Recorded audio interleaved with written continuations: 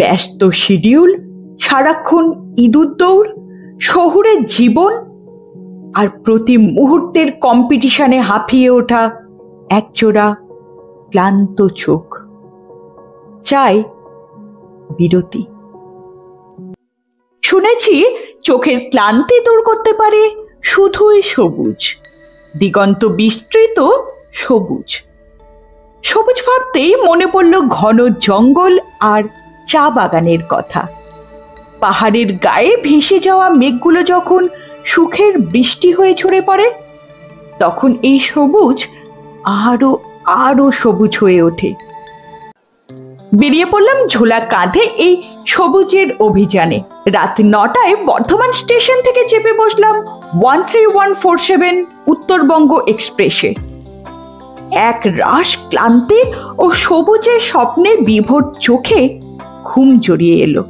চোখ খুলতেই স্বাগত জানালো পাহাড়, নদী আর সেই সবুজ, যার জন্যই ছুটে আসা সব ফেলে শিলিগুড়ি ছাড়িয়ে ট্রেন ছুটেছে ডুয়ার্সের ভিতর দিয়ে।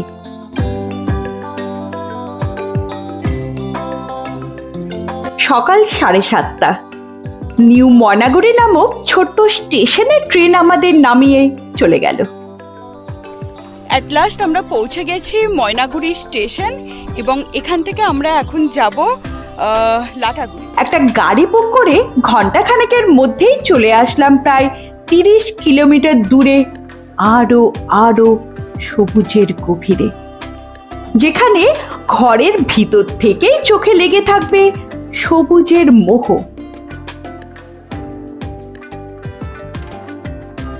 বাইরে থেকেও তাই। হোটেলে ব্যাগপত্র রেখে টিফিন সেরেই দৌড়। শুনেছি এই যে সবুজ, এর ভিতর ঘুরে বেড়ায় রঙিন ময়ূরের দল। ভাগ্য ভালো বা খারাপ থাকলে সন্ধ্যায় কেন সকালেও মিলতে পারে 2-1টা লেপার্ড, অজগর বা হাতির দেখা।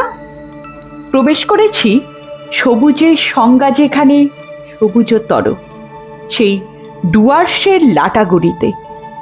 চা বাগানে ঢোকার মুখে চা শ্রমিকদের আনাগোনা। পাতা তুলে তখন বাছাইয়ের কাজ চলছে।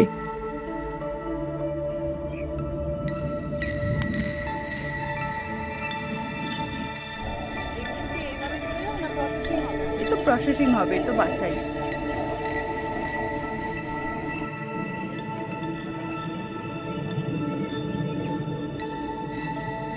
চারিদিকে সবুজ, এটাই তো চাইছিলাম। বুক ভরে নিঃশ্বাস নিলাম। ছায়া গাছের নিচে চুপচাপ বসে চোখের গহীন অন্তরালে আটকে নিলাম এই সবুজকে। প্রজাপতি, পাখি, ময়ূরের দলের সাথে চেষ্টা করলাম ভাব জমানোর, সাথে কিছু নিজস্ব।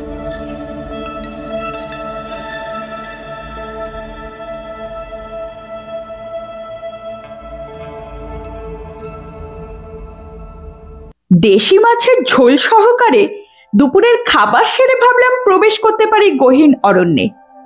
হোটেলের দায়িত্বে থাকা ভাইটি মনে করিয়ে দিল আজ বৃহস্পতিবার, এ আশা পূরণ হবার নয়, অপেক্ষা কাল সকালের। তাই একটা গাড়ি নিয়ে বেরিয়ে পড়লাম সমতল ডুয়ার্স ছেড়ে পাহাড়ের পাকদণ্ডির মাঝে। সবুজকে আরো আপন করে নিতেই বৃষ্টির মাঝে আমার ভ্রমণ।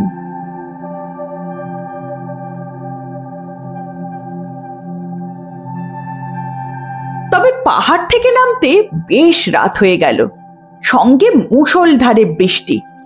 হোটেলের দায়িত্বে থাকা ভাইদের কপালে ভাঁজ। বার কয়েক ফোন, দিদি এখানে সন্ধে হলেই যে লেপার্ড আর হাতির উৎপাত, তার উপর কদিন ধরে একটা দলছুট দাঁতাল এসে পড়েছে এখানে। হ্যাঁ, গগন বিতাড়িত সে আওয়াজ তো পাওয়া যাচ্ছে। একটু ভয় পেয়েছিলাম বইকি। তাড়াতাড়ি সুস্বাদু মাংস ভাত খেয়ে ক্লান্ত শরীরকে বিছিয়ে দিলাম বিছানায়। তর্সই ছিল না সকালের। সকাল মানেই নতুন স্বপ্ন, আর ইচ্ছেগুলোর ডানা মেলে ওড়ার পালা। ঘুম থেকে উঠেই সবুজকে আরো আপন করে নিতে 1 কাপ চা হাতে হাঁ করে তাদের সৌন্দর্য আহরণ। তারপর বেরিয়ে পড়া গহীন অরণ্যের উদ্দেশ্যে। গরুমারা সাফারি, জঙ্গলের সংজ্ঞা যেখানে সঠিক ভাষা পায়। তবে সবুজ দেখতে এসে প্রাপ্তি এই সবুজের পরিবারের কিছু সদস্যের সাক্ষাৎ। দলে দলে ময়ূর ময়ূরে ওই যে ছুটে যায়, ও তো বার্কিং ডিয়ার। দেখা পেলাম একটা হর্নবিলেরও। গাড়ি ছেড়ে মোষের গাড়িতে চড়ে ওয়াচ টাওয়ার। দেখা দিল দুটো গন্ডার, এক পাল হরিণ আর স্নানরত কুনকি। আমরা চলে এসেছি এখন মেদলা ওয়াচ টাওয়ারে, এবং ওয়াচ টাওয়ার ঢোকার ওঠার মুখে ডান দিকে মূর্তি নদীর ধারে অনেক হরিণ দেখতে পেয়েছি, এবং বাঁ দিকে গন্ডারও দেখতে পেয়েছি।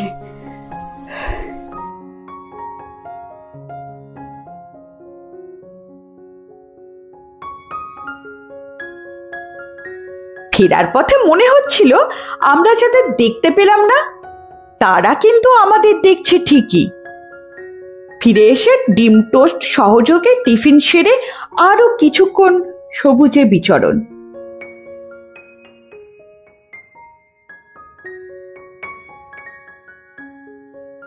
তারপর সেই দেশি মাছ সহকারে অসাধারণ একটা লাঞ্চ।